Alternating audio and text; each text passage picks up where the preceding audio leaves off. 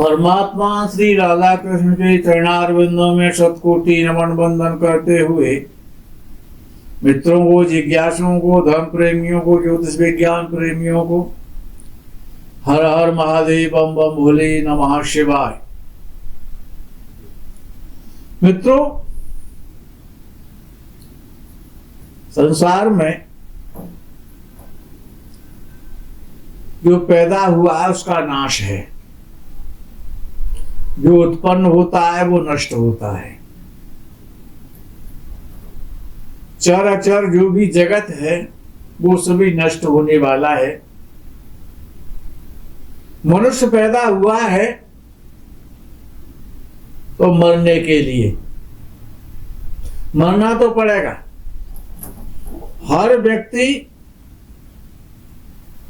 इस सत्य के सत्य को, कटु सत्य को जानता है, जो कि शाश्वत है। ये शाश्वत सत्य है कि हर आदमी को मरना है। फिर भी उससे डरता है। भगवान भी मृत्यु को नहीं टाल सकते। संसार की कोई शक्ति, कोई धन, कोई तप, कोई बल, कोई मित्र, कोई पिता, कोई पुत्र मृत्यु को नहीं टाल सकता। फिर भी उससे हमेशा बचने का प्रयास करता है। उसी से डर लगता है, बाकी किसी से नहीं डरता है। मृत्यु टल नहीं सकती, वो निश्चित है, वो होगी। ज्योतिष शास्त्र इस विषय को स्पष्ट करने में बड़ी सहायता करता है। मृत्यु कैसे होगी, किस कारण से होगी, ये ज्योतिष शास्त्र प्रायः एक निश्चय निष्कर्ष पर पहुंच जाता है, निश्चित निष्कर्ष पर पहुंचता है। लग्नेश केंद्र में बैठा हो, लगन शरीर है। ये शरीर कैसे नष्ट होना है ये लग्नेश बताएगा। लग्नेश केंद्र में और दो पापक ग्रहों के साथ हो और अष्टम भाव में कोई क्रूर या पापक ग्रह हो। लग्नेश केंद्र में हो, दो पापक ग्रहों के साथ हो, अष्टम भाव में भी कोई ग्रह बैठा हो, विशेष रूप से क्रूर ग्रह बैठा हो, हृदय गति रुकने से मौत होती है, हार्ट अटैक से। कर्क लगन में कमजोर बलहीन चंद्र अष्टम भाव में शनि के साथ बैठा हो, यानी लग्नेश कर्क लगन का स्वामी चंद्र अष्टम भाव में शनि से युति करे तो प्रेत बाधा के माध्यम से या शत्रुओं के माध्यम से जातक की अकाल मृत्यु होती है। लग्नेश चंद्र हो और लगन दो पापक ग्रहों के मध्य में हो और सप्तम भाव में भी पापक ग्रह हो, सूर्य निर्बल हो, कमजोर हो, तो जातक आत्महत्या कर लेता है। तुला राशि का सूर्य चौथे भाव में हो, बृहस्पति आठवें भाव में हो, मिथुन का चंद्रमा 12वें भाव में हो और चंद्र पर शुभ दृष्टि ना हो तो जातक अल्पायु होता है। दूसरे भाव में और 12वें भाव में पापक ग्रहों यानी लगन पर पाप कर्तरी दोष हो, कर्तरी, और विशेष रूप से राहु 12वें भाव में हो या शनि 12वें भाव में हो, एक जैसा ही फल है इनका 12वें भाव में। और इनमें से सूर्य या मंगल में से कोई सा ग्रह द्वितीय भाव में हो तो जातक अल्पायु हो जाएगा, दीर्घायु नहीं होगा। सूर्य 5वें भाव में पाप कर्तरी दोष में हो, चंद्र कमजोर हो, हार्ट अटैक के कारण हृदय गति रुकने से मृत्यु होगी। सूर्य और चंद्र का अत्यधिक पाप पीड़ित होना, सूर्य हो जाए या चंद्र हो जाए, याद कर लें, जब तक सूर्य या चंद्र पीड़ित नहीं होंगे भली प्रकार से पापक ग्रहों से, क्रूर ग्रहों से, और विशेष रूप से पाप ग्रह के साथ हो, पाप कर्तरी दोष भी हो, तो व्यक्ति को प्रायः जो मृत्यु होती है वो हार्ट अटैक से होती है। चंद्र, मंगल और शनि की तीनों की युति हो, 6 में हो, 8 में हो, 12 में हो और लगन मेष हो, तो दुर्घटना में प्रायः मृत्यु देखी जाती है एक्सीडेंट के द्वारा। मित्रों, अब आगे का जो विषय आता है कि व्यक्ति दीर्घायु कब होता है। दीर्घायु का मतलब 90-100 साल या 70 से 90 साल, ये दीर्घायु योग में आता है। अब ये दीर्घायु कब होती है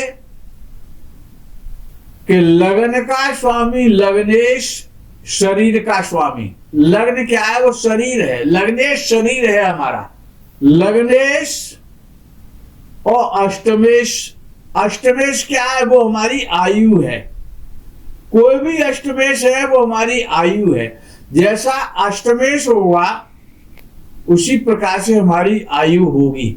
तो लग्न का स्वामी लग्नेश और अष्टम भाव का स्वामी अष्टमेश चर राशि में हो, चर राशि में हो यानी मेष राशि चर राशि है, कर्क राशि चर राशि है, तुला राशि चर राशि है, मकर राशि चर राशि है, ये चर राशियां हैं। तो लग्न का स्वामी लग्नेश और अष्टम भाव का स्वामी अष्टमेश चर राशि में हो तो जातक दीर्घायु होगा, ये निश्चित हो जाता है। लेकिन पाप पीड़ित न हो या पाप कर्तरी दोष में ना हो, ये विशेष ध्यान रखना है। नियायु मध्यायु हो जाएगी या फिर अल्पायु हो जाएगा, या दोनों चर राशि में ना हो तो एक चर राशि में हो, दूसरा द्विस्वभाव राशि में हो। जैसे कि मिथुन राशि द्विस्वभाव राशि है और कन्या राशि भी द्विस्वभाव राशि है। तो द्विस्वभाव राशियां भी 4 होती हैं। तो ये कहा गया कि या तो लग्न का स्वामी और अष्टम भाव का स्वामी दोनों चर राशि में हो तो व्यक्ति दीर्घायु होगा, या इन दोनों के स्वामी में से एक कोई स्वामी चर राशि में हो, दूसरा द्विस्वभाव राशि में हो तो भी जातक दीर्घायु होगा। ये प्रमुख रूप से 2 योग हैं। इनमें से तो कोई भी योग यदि आप पर लागू होता है तो आप दीर्घायु हैं। और एक श्लोक याद कर लो, दीर्घायु करने के लिए तो कोई व्यक्ति अल्पायु है तो इस श्लोक का नित्य प्रातःकाल 11 बार, कम से कम 11 बार या 21 बार नित्य इसको बोले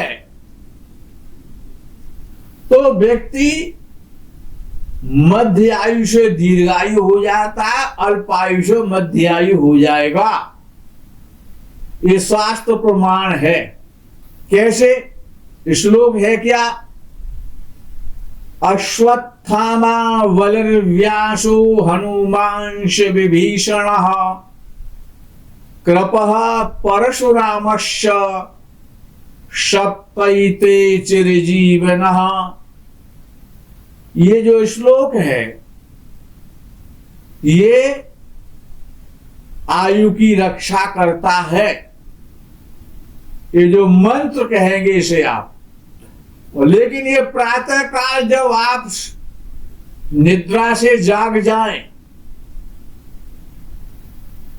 कर अवलोकन करने के बाद, पृथ्वी को चरण बंदन करने के बाद, तब इस मंत्र को 21 बार और कम से कम 11 बार उच्चारण करें बैठ करके।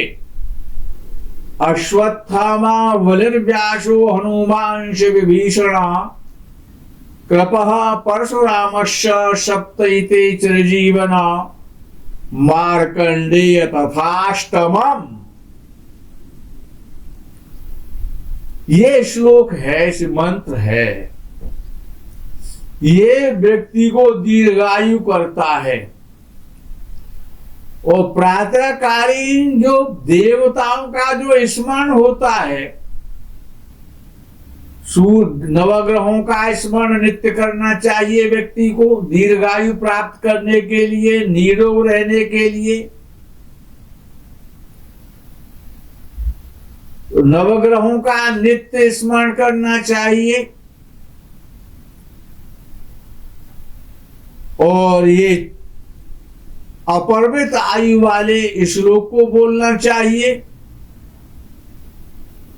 और इस गणेश है, लक्ष्मी है, श्री कृष्ण है, श्री राम है, इन देवताओं का, शिवादि देवताओं का प्रातः स्मरण करने से भी व्यक्ति दीर्घायु हो जाता है,